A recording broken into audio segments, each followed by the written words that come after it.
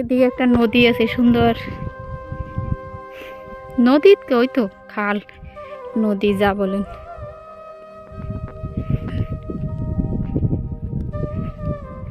রোদ, এই যে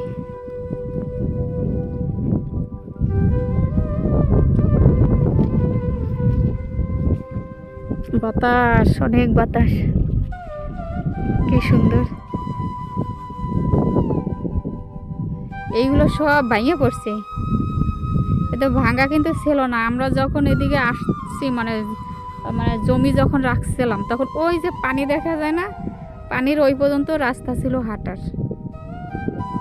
সেই রাস্তা তো নেই আরো ভাঙে একবারে সব।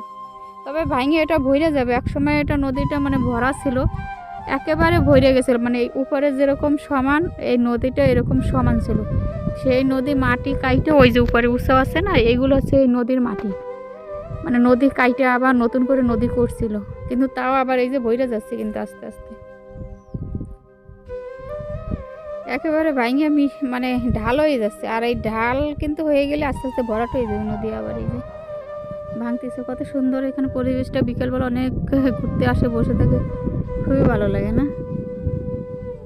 চলেন চুলা বানানো দেখাই।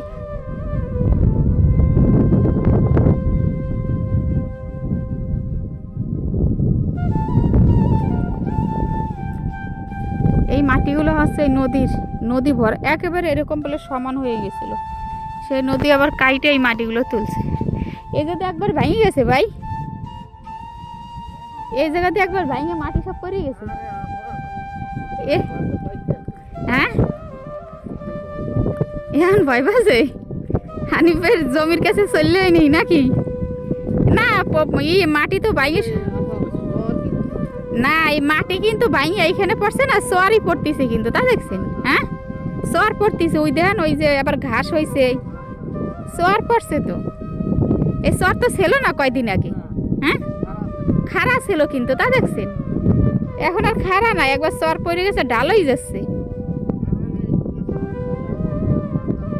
না, ভাঙ্গা কমে যাবে, আগের মতন আবার আস্তে আস্তে ভরাট হইতে থাকবে।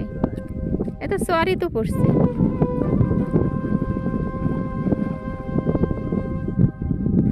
বাতাস, যাই চুলোটার একটু দেখি।